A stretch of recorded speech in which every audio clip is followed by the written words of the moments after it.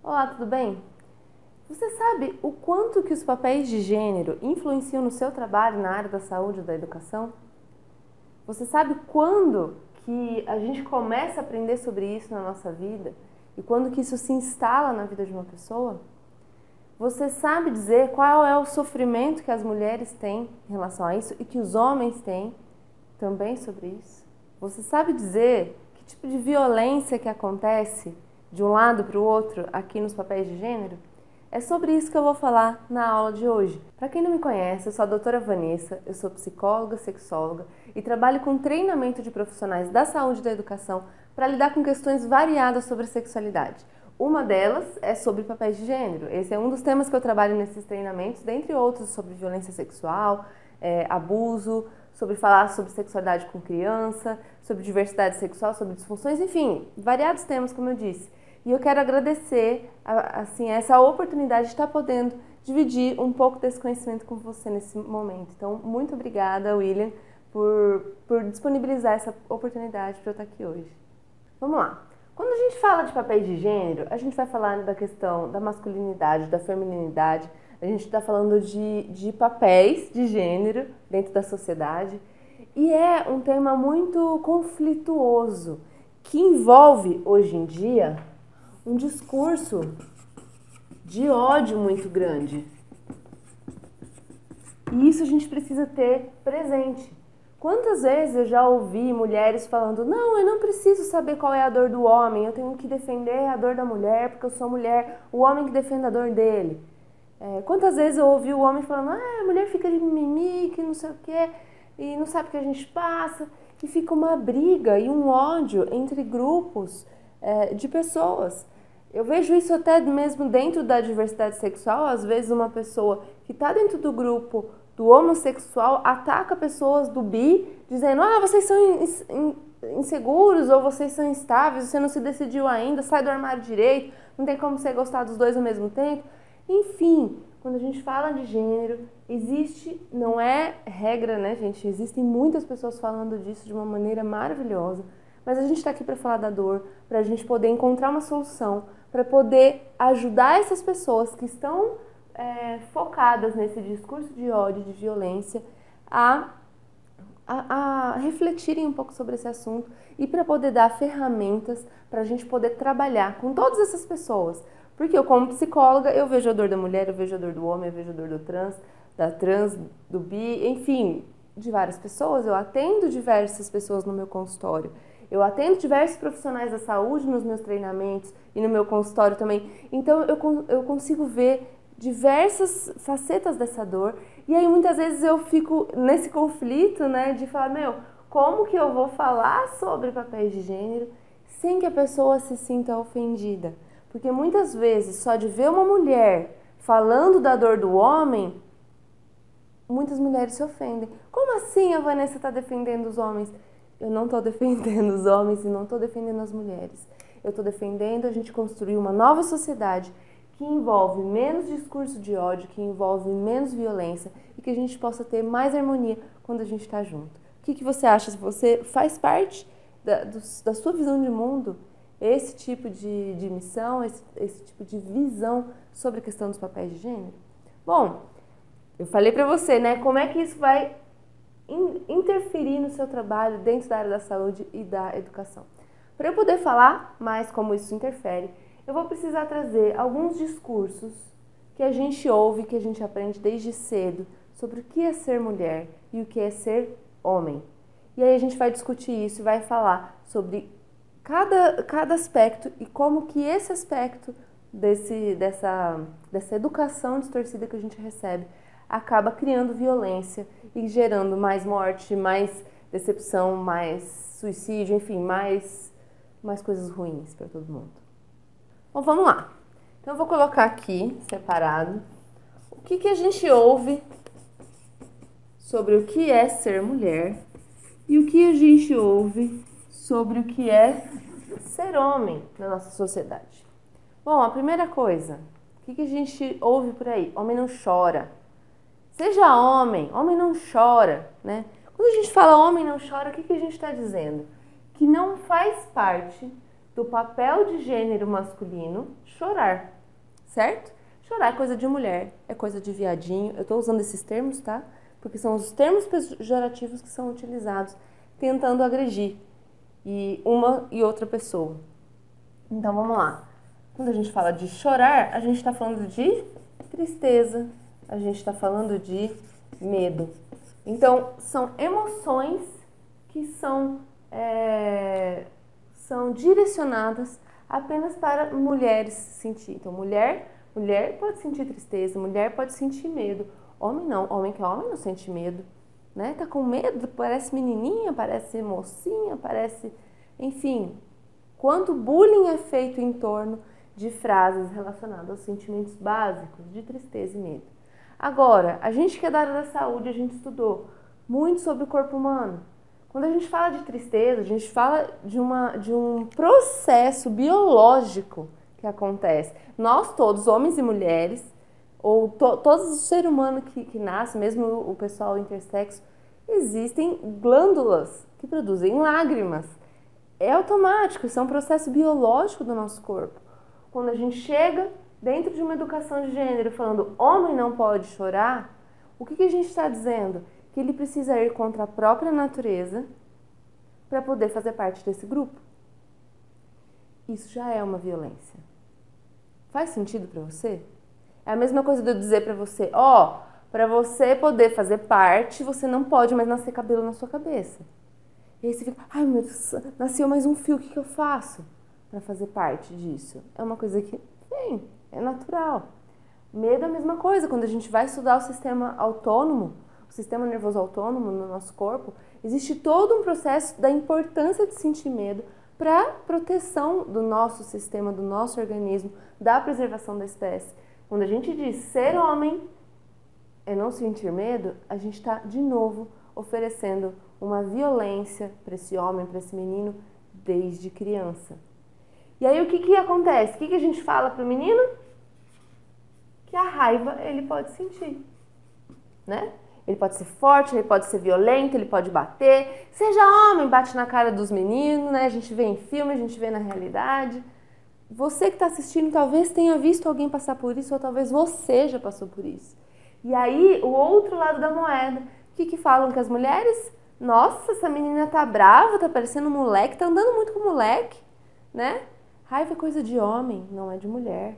Essa mulher tá raivosa, né? Tá muito masculina. E aí começa a fazer uma exclusão da mulher em relação ao sentimento de raiva. E, de novo, o sentimento de raiva existe para a proteção do nosso organismo. Ele é um processo biológico que até os mamíferos sentem. Você pega um cachorro, muitas vezes você consegue ver esses processos acontecendo. Então, por que eu estou querendo dizer isso? Com isso, toda vez que a gente vai contra algo que é extremamente natural no nosso corpo, que é automático, e aí a gente ensinam pra gente que a gente precisa lutar contra isso para ser aceito, toda vez que isso acontece, isso já é uma violência. Já é uma violência. É uma violência emocional com aquela criança que está ouvindo isso, com aquele jovem, com aquele adulto, com aquele idoso que está ouvindo isso. Você já ouviu isso alguma vez? Eu já ouvi muito sobre isso, sobre essas questões vinculadas às emoções. E aí o que acontece? Imagina o seguinte, gente, nós temos 3 emoções básicas para despertar algo que a gente não está gostando. Então, às vezes eu não estou gostando daquela coisa e estou triste, às vezes eu não estou gostando e estou com medo, às vezes eu não estou gostando e estou com raiva. Então, 3 emoções básicas para dizer que eu não estou gostando de alguma coisa, e os homens não são permitidos a expressar nem essa e nem essa. Então, o que sobra para ele? Raiva. Será que é coincidência a quantidade de homens violentos que existem no mundo, seja entre eles mesmos, seja com as mulheres? Será que é coincidência isso, gente? Eu não acredito que seja coincidência. Então, o que o menino entende? Quando eu sentir raiva, eu tenho que expressar raiva, eu tenho que socar alguma coisa. Quando eu sentir tristeza, tristeza é coisa de menina. Como é que eu expresso isso? Socando alguma coisa. Quando eu sinto medo, medo é coisa de viado, de menina, de alguém que eu não vou ser aceita desse jeito. O que acontece? Preciso socar alguma coisa. O que a gente está ensinando para os meninos? que toda expressão de emoção que ele pode ter, ou é algo bom, positivo, alegria, ou se for algo negativo, tem que ser através da raiva. E a menina, a gente ensina desde cedo. Se você quer expressar suas emoções, faça isso através da tristeza e do medo, e não da raiva.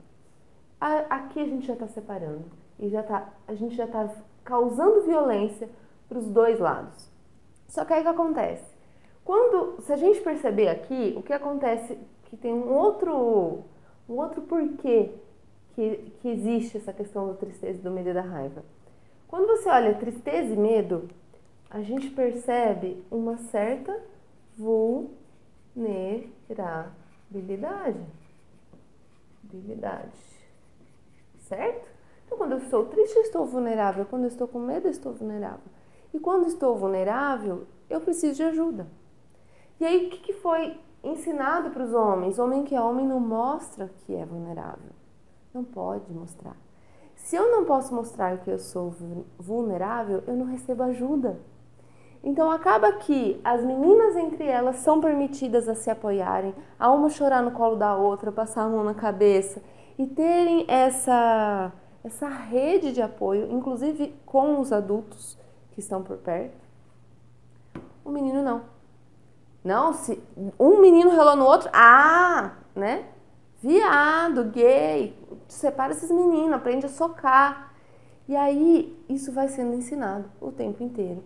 E vai causando essa separação entre o que é ser homem e o que é ser mulher, de uma maneira violenta contra a própria natureza dessas crianças. A gente tem estatísticas que mostram, por exemplo, nessa parte das emoções, que o número de suicídio de homens é muito maior do que o número de suicídio de mulheres. Chega a ser 7 vezes maior quando chega na vida adulta, no jovem e na vida adulta. Gente, o que isso quer dizer? Quando a gente está falando, eu sou uma mulher, eu sou super a favor da gente trabalhar com a questão do feminismo, só que eu vejo muitas pessoas esquecendo de olhar também esse lado, e por isso que eu estou trazendo essa questão, porque a gente precisa olhar que esse tipo de educação focada em papéis de gênero causa violência o tempo inteiro. Bom, qual é a outra questão vinculada a papéis de gênero? Existe a questão do sexo. Homem que é homem, deixa eu pôr outra cor aqui para não ficar. Homem que é homem tem que pensar em sexo o tempo inteiro, né? Não subiu? Acho que esse homem aí não é muito homem, não. Acho que ele é meio viado. Você não quer transar comigo? Não sei não, hein, se você é homem. Então, vinculam a figura do homem a uma hipersexualização. Eu vou até representar isso escrevendo sexo. Por quê? Porque é isso, ser homem é querer transar toda hora, né? Não falar não de jeito nenhum. E o que isso causa, gente? Isso não faz parte da natureza também do menino. Se ele tá com vontade de transar, ele tá. Se ele não tá, ele não tá. Agora, bom, se eu não estiver com vontade de transar, eu tenho algum problema, eu não vou ser aceito pela comunidade como alguém que faz parte. Ok, então eu preciso pensar em sexo. E aí, cria-se uma obrigatoriedade que, de novo, é uma violência contra essa pessoa. E aí, de novo, será que é coincidência a quantidade de estupro? Se a gente junta essa violência que foi causada aqui no começo, junto com essa outra violência aqui, essa pessoa, ela está sendo vista do jeito que ela é? Não. Se ela não tem que respeitar nem a própria vontade, ela tem que ser uma outra pessoa para ser aceita, ela vai conseguir criar empatia e respeitar essa daqui? Também não. E aí, aqui do lado da mulher, existe uma diferenciação de sexo que é bem interessante. Assim, que não é interessante no sentido de é péssimo, mas pra gente poder, é interessante para reflexão. Então, existe a mulher, que é a mulher direita, que é a mulher que não está associado ao sexo, e a mulher vagabunda, que ela está associado ao sexo. Bom, esse homem que precisa buscar sexo o tempo inteiro, senão ele não é homem, ele vai buscar, né, dentro dessa heteronormatividade, vai buscar sexo com a mulher. Só que a mulher direita, não, a mulher direita, ela se guarda até o casamento, né? Então, a mulher vagabunda é a mulher que gosta de sexo. Então, o que ele faz? Ele vincula dentro do sistema que toda mulher que demonstra algum tipo de sexualidade é uma mulher vagabunda. Se é uma mulher vagabunda, ele não precisa respeitar, né? Isso a gente aprende. Quando a gente fala de prostituição, muitas pessoas falam, ela é puta mesmo, pediu para ser desrespeitada. Não. Ela trabalha com sexo. Não quer dizer que ela pediu para ser desrespeitada, ela é um ser humano como todos os outros. Então, quando a gente vê a visão que as pessoas têm sobre prostituição, a gente já vê também associado qual é o tipo de visão que fica aqui guardado na nossa cabeça, escondidinho aqui no nosso inconsciente, como é que é vista uma mulher que é associada à questão da sexualidade. Quanto tabu, eu mesmo, quantas brincadeiras eu já ouvi, né? Na época que eu estava fazendo meu curso de sexualidade, quando eu comecei a fazer esse meu projeto, no projeto Falando Naquilo, sobre falar sobre sexualidade na internet, quantas piadas e quantas coisas eu ouvi sobre a questão de eu ser sexóloga e ser uma mulher associada ao sexo. Então eu sou uma vagabunda? Só que eu sou uma mulher casada, faço todo esse projeto junto com meu marido, que também é da área da saúde, fisioterapeuta, e a gente produz tudo isso junto. Mas quem não me conhece pode acreditar nisso. Quando tiver dentro desse discurso de papéis de gênero. Eu já escutei, já que eu tô falando de coisas que eu já ouvi como profissional da saúde, eu quero dividir com você coisas que eu já ouvi também de outros profissionais da saúde. Então, por exemplo, teve um rapaz que resolveu ser ginecologista, né, dentro da faculdade de medicina, e me mandou um e-mail falando, Vanessa, toda vez que eu falo que eu quero ser ginecologista, as pessoas me associam a esta visão de homem e ficam, safado, já sei por que você quer ser ginecologista. E aí associam essa figura dele, querer ser ginecologista, como uma cultura de estupro, tipo, como se ele fosse abusar das pacientes dele, que estão lá se aproveitar da questão genital dessas mulheres. E ele falou que ele ficou muito mal com isso, porque não era essa a intenção dele. A intenção dele é justamente oposta, é uma intenção de ser um homem diferente nesse meio. E aí, eu conheço também ginecologistas nessa visão, ao contrário desse rapaz, que realmente querem abusar das pacientes e falando, eu vou aproveitar, né, e tocar na vagina dela, enfim. Então, existem também. Então, é muito difícil a gente falar disso, porque existem pessoas que estão vivendo isso muito forte dentro de si e que muitas vezes carregam todo esse conhecimento, não conhecimento, mas toda essa carga na nossa profissão também. Então, quantos urologistas já ouviram de piadas que já me contaram, né? Você é urologista? Vai ficar pegando em pau de homem o dia inteiro? Que horror! Não sei o quê. Quando a gente fala de enfermeira, né? Quando você fala, você que é enfermeira, você fala que é enfermeira. Eu já escutei, minha pesquisa de doutorado aqui na USP que eu fiz, foi exatamente entrevistando o pessoal da enfermagem. E eles me falaram, muitas vezes eu não falo de sexualidade com o meu paciente, por exemplo, a enfermeira mulher não fala de sexualidade com o paciente homem, porque ele entende isso, ele linka isso com aquela fantasia sexual da enfermeira tarada e faz um assédio a essa mulher. E aí ela evita de ajudar esse paciente na área da sexualidade por medo de um assédio que pode acontecer com ela. Faz sentido isso que eu estou trazendo para vocês? Como que essa divisão de papéis de gênero atrapalha na nossa área da saúde, por exemplo? Porque fisioterapeuta, muitas vezes fisioterapeuta escuta, é massagista, puta, né? Enfermeira, tarada, puta. Então, sempre vinculando nós mulheres da área da saúde com esta visão aqui de mulher, que é a mulher vinculada ao sexo, então eu não preciso respeitar. De novo, uma violência. Uma violência com as mulheres e também uma violência com os homens. Só que eles muitas vezes estão tão presos dentro dessa visão aqui que para eles a saída acaba sendo o suicídio, o homicídio, que as taxas entre homicídio entre homens também é altíssima, mais de 90%. os homicídios são feitos por homens. Então, os jogos, né, os brinquedos dos meninos são muito mais violentos do que os das meninas.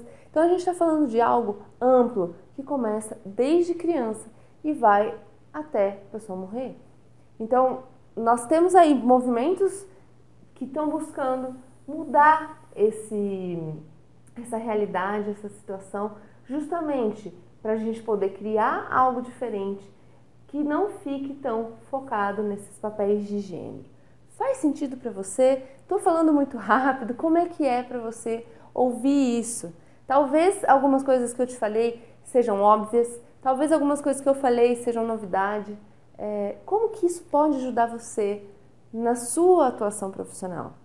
Na sua atuação na área de educação sexual, na área da saúde, na área da educação, como é que isso pode ajudar você a ajudar mais ainda as outras pessoas que você já trabalha, que você já ajuda? Qual que é uma outra questão focada em papéis de gênero que acontece? Mulher tem que cuidar da casa. O homem tem que sustentar a casa. Sustentar a casa. E aí o que acontece? Muitas vezes a mulher trabalha e continua cuidando da casa, porque dentro dela está tão enraizado que ela tem que cuidar da casa, que mesmo trabalhando ela continua com essa função. Às vezes o homem, mesmo ajudando em casa, está tão enraizado nele que ele que tem que sustentar a casa. Ficou meio esquisito aqui, tá? Ó, aqui tem um R. Melhorou? Ficou mais fácil de... Beleza. Fica tão focado que ele tem que sustentar a casa sozinho que ele se sente ofendido muitas vezes ou se sente vulnerável de saber que ele não está dando conta de sustentar sozinho aquela casa. Que muitas vezes o homem foca em querer bancar todos os desejos de todas as pessoas que moram naquela casa e não consegue, se sente mal por isso. A mulher, muitas vezes, mesmo trabalhando, vê alguma coisa fora de ordem na casa e fica se cobrando, eu deveria estar cuidando mais disso. Eu tive uma cliente uma vez que ela trabalhava 40 horas semanais, igual o marido, e aí ela saía do trabalho, buscava as crianças e eu pedi para ela fazer uma lista de todas as atividades de casa e com as crianças que ela fazia até a hora de dormir. Você não vai acreditar. Mesmo depois dos dois trabalharem 40 horas semanais, ela chegava em casa e de quinta-feira, por exemplo, tinha 68 atividades para fazer antes de dormir. Eu fiquei assim, como assim 68? Ela falou assim, de segunda-feira eu tenho 50, de terça, que depende se o filho tinha natação ou não, enfim. Mas, como assim 68? Se cada uma dessas coisas durasse só 1 minuto, já era 1 hora. Se cada uma das coisas demorar 2 minutos, já são 2 horas e pouco fazendo isso. E dentro daquela lista tinha coisas que demoravam bem mais do que 5 minutos, 10 minutos cada uma. Então, por que eu tô falando isso? Aquele casal começou a ter problemas em várias instâncias dentro do relacionamento deles, do relacionamento com os filhos começaram a dar problema. E aí a gente vê, onde que começa isso? Existe uma sobrecarga aí nesse sistema, existe uma rigidez em relação aos papéis de gênero de um lado e do outro lado. Então, já ouvi também ao contrário, o homem chegar pra mim e falar, Vanessa, eu tento ajudar minha mulher, mas tudo que eu faço ela reclama. Tudo que eu faço ela fala que eu fiz errado. Então eu escolho a roupa para pôr nas crianças, e não era essa roupa que era para colocar. Então a gente vê que dos dois lados existem pessoas sofrendo, a gente falando de gênero, dos dois lados existem pessoas sofrendo com essa questão dessa violência que fica pairando o tempo inteiro na nossa sociedade. Como é para você ouvir tudo isso? Talvez você receba um paciente, talvez você seja da área da educação, esteja cuidando de uma criança que esteja vivendo isso em casa e esteja dando trabalho. Talvez você tenha que orientar os pais dessas crianças. E eu espero que essas perguntas e essas questões que eu fui trazendo possam ajudar você a direcionar essa orientação de pais. Ou se você é da área da saúde, esteja atendendo alguém, pode ser que você esteja atendendo uma mulher que viva isso, um homem que viva isso, ou um adolescente, enfim, você pode estar atendendo alguém que esteja numa transição de gênero, né? E é poder olhar para essas pessoas que estão nessa transição de gênero, na questão da transexualização, e saber, não é porque você se identifica mais com o papel da mulher que você precisa fazer tudo isso igualzinho, porque o papel da mulher e o papel do homem na nossa sociedade está muito doente. Então, mesmo a questão dessa transição, o que é ser mulher e o que é ser homem para cada pessoa. Você deve estar aqui se perguntando, Vanessa, mas você está falando, a gente está dentro de um espaço para discutir questão de diversidade sexual e você só falou de homem e mulher. Mas o que eu estou falando? Dos papéis de gênero. Eu vejo esses papéis sendo proliferados, inclusive em relações homossexuais. Como assim? Muitas vezes as pessoas perguntam para um casal de lésbicas, por exemplo, mas quem é o homem da relação? Quem é a mulher da relação? Quem é que mostra mais raiva? Quem é que busca mais sexo? Quem é que sustenta a casa? Então você é o homem da relação. Não, é um casal de lésbicas, são duas mulheres se relacionando. Não tem uma que faz o papel do homem e uma da mulher. A mesma coisa na questão de ver dois gays, né, que têm um relacionamento. Quem é o passivo e quem é o ativo? Quem é a mulher da relação? Né? Então, a mulher é o passivo.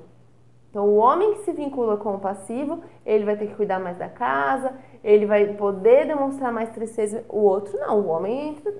Então, essa questão de papéis de gênero entra em todo mundo. Não importa, porque isso foi enraizado na gente desde cedo. Em todos nós, na sociedade toda. Faz sentido pra você? Você já ouviu alguém falando esse tipo de coisa? Então, quem é a mulher da relação? Quem é o homem da relação? Não. Se é um casal de homossexual, não tem homem, tem mulher da relação. Os dois têm a sua singularidade. Cada um gosta de fazer uma coisa diferente. Cada um tem o seu jeito de expressar as emoções de um jeito diferente, que não tem nada a ver com ser mulher ou ser homem. Porque, no fundo, o que é ser humano? Ser humano é sentir tristeza às vezes, é sentir medo às vezes, é sentir raiva às vezes, é ter vezes que está pensando bastante em sexo, é ter vezes que você não está pensando em sexo, é muitas vezes ter fases da sua vida que você ganha mais dinheiro, fases que você ganha menos dinheiro, fases que você gosta de cuidar da casa, fases que você gosta de cuidar menos, enfim, cada ser humano não é rígido, estável, daquele jeitinho para sempre. Quadradinho. A gente não precisa se adequar a isso daqui. Outra coisa que eu escuto, né? Mulher não pode ter cabelo curto. E aí a gente fala das mulheres com câncer de mama. Eu atendi mulheres com câncer de mama na minha pesquisa de graduação também, e sobre sexualidade. E olha o absurdo, elas me falavam que era mais difícil perder o cabelo do que perder a mama. Gente, cabelo cresce. Por quê? Porque tá enraizado aqui, ó. Cabelo comprido é coisa de mulher. Mulher tem que ter cabelo comprido. Então, a mulher que raspa a cabeça, que corta, ela deixou de ser mulher na visão desses papéis de gênero, né? Quando eu raspei a minha cabeça por livre e espontânea vontade, muitas pessoas vieram me perguntar, você tá doente? Você tem câncer? Né? Não, eu realmente cortei porque eu tô me achando mais bonita, tô sentindo esse chamado dentro do meu coração. Nada disso, não tô doente, nada assim, tá tudo bem comigo, né? E muitas pessoas entendem isso e muitas pessoas ficam, como assim, né? Uma mulher sem cabelo não é uma mulher. Então, quando a gente tem regras, mulher sem cabelo não é mulher, aí vem uma mulher e tem câncer, como ela se sente? Não, ela não se sente pertencendo. Uma mulher com câncer, por exemplo, que muitas vezes se sente mal de demonstrar, isso eu também ouvi relatos na minha pesquisa, de demonstrar que está tendo sexualidade, mesmo estando doente. E a quimioterapia resseca o canal vaginal e a mulher perde a lubrificação natural. Então, uma mulher que está em fase de tratamento de câncer, ela precisa de um lubrificante íntimo de farmácia. Ela não tem a lubrificação normal dela. Só que isso não é orientado para essa mulher muitas vezes por falta de orientação, por falta de capacitação dos profissionais da saúde que atendem essas mulheres. E aí as mulheres, com esse medo desse discurso de ódio vinculado ao papel de gênero, mulher direita não fala de sexo, muitas vezes ela deixa de perguntar para os profissionais da saúde que tipo de coisa ela pode usar e fica tendo relação com dor e sangramento. Na minha monografia da pesquisa sobre câncer de mama e sexualidade, eu falo bastante sobre isso, então se você quiser ter acesso a esse material, é só você me mandar um e-mail, ou se você quiser ter acesso à minha pesquisa de doutorado, que fala sobre sexualidade na enfermagem também, é só me mandar um e-mail que alguém da minha equipe vai enviar para você todo esse material. Então, entre em contato comigo, contato@falandonaquilo.com.br. Qual que é o site? O meu site, onde eu trabalho esses projetos? falandonaquilo.com.br. Então você pode encontrar mais textos meus, mais vídeos meus, mais artigos, enfim, mais material para ajudar na sua trajetória, para aprender um pouco mais sobre papéis de gênero, sobre sexualidade. Eu sei que ainda existem muitas coisas que a gente pode falar sobre essa questão de papéis de gênero, mas eu não quero deixar essa palestra grande demais, senão fica enjoativo. Esse foi mais quais são os principais fatores que a gente precisa olhar quando a gente fala de papéis de gênero e quando a gente discute essa questão. E para você sair daqui dessa palestra com alguma coisa para aplicar na prática, o que é uma atuação simples que você pode usar essas informações e que, no seu trabalho, seja qual for o seu trabalho? Então, por exemplo, se você chega para um homem ou para um menino ou para um rapaz e pergunta para ele: tem algo deixando você triste? Tem algo te deixando com medo? O que você está dizendo sem querer para esse menino e para esse homem? Que você enxergue, que você sabe que ele pode sentir medo, que ele pode sentir tristeza, que ele pode se sentir vulnerável. E aí oferecer esse apoio e dizer: você está se sentindo triste por alguma coisa, com medo de alguma coisa, eu posso te ajudar, já é muita coisa. Ao contrário, se você chega para a mulher e fala para a mulher: tem alguma coisa te deixando com raiva? Tem como é que está a sua sexualidade? Em que eu poderia te ajudar em questão da sua sexualidade? Quando você fala isso, você já está dando abertura para ela falar algo que ela normalmente não pode assumir porque faz parte do outro papel de gênero que não dela.